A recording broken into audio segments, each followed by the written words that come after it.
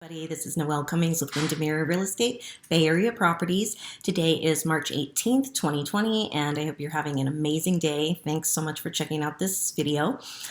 Please do excuse the background. We are currently in a shelter-in-place situation in the Bay Area, so like many people, I am working from home. Because of the COVID-19 virus. So also because of the virus, a lot of people have expressed concern about what's going to happen with the housing market and whether or not we're going to have a crash like we had back in the early 2000s. And today I wanted to give you some reasons why the housing market today is completely different from that one, so we're not so likely to have a crash like we did back then. Okay, so reason number one is that the mortgage industry is nothing like it was back in the early 2000s.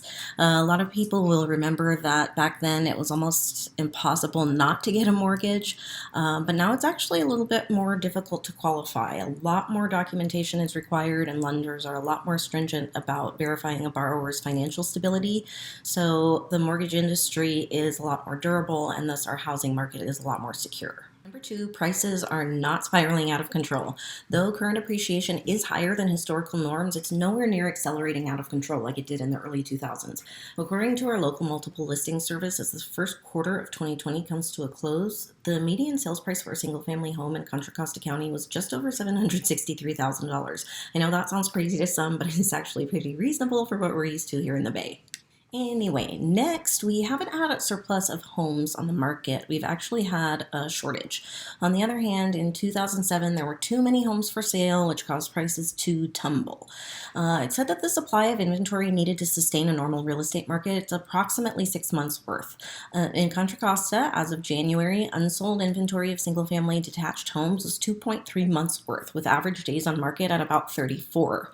Honestly, we're still going to have to see how shelter-in-place situations in the Bay Area will affect inventory over the coming months. Another factor in the last housing crisis is that houses were just too expensive to buy. I know that sounds crazy with homes here approaching near $1 million, but bear with me.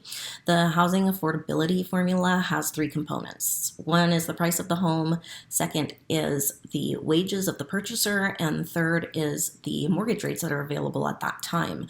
10 to 15 years ago, prices were skyrocketing, wages were low, and mortgage rates were about 6% or over. Today, even though prices are still quite high, wages have increased and mortgage rates are at an all-time historical low at around 3.5%. So translated, that means that the average family now pays a smaller percentage of their monthly income towards their mortgage or rent payment as compared to back then. And finally, many homeowners today are equity rich. Leading up to the bubble burst, homes were basically being used like ATM machines.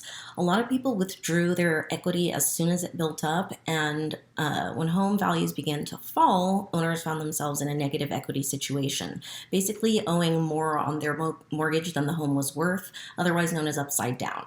Many chose or unfortunately were forced to walk away from their properties, which created a surplus of foreclosures and short sales and thus further drug down the value of homes. But luckily, prices have increased nicely over the last few years, and homeowners have actually cashed out $500 billion less than before.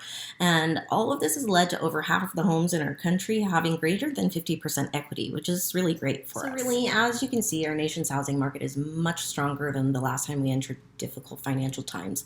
Despite COVID-19's impact on the world's economy is clearly growing on a daily basis, the key factor for real estate in the U.S. is going to be the duration of this crisis. Unfortunately, as of now, we're seeing the Bay Area market coming to a near halt due to shelter-in-place orders. And this is mostly going to slow down home price and even cause a decline in some areas probably, but we're unlikely to experience a full-on crash like we did back in the past. As the situation continues to evolve and change, here's something worth remembering. A virus cannot cause home prices to drop or the real estate market to crash. At least not directly.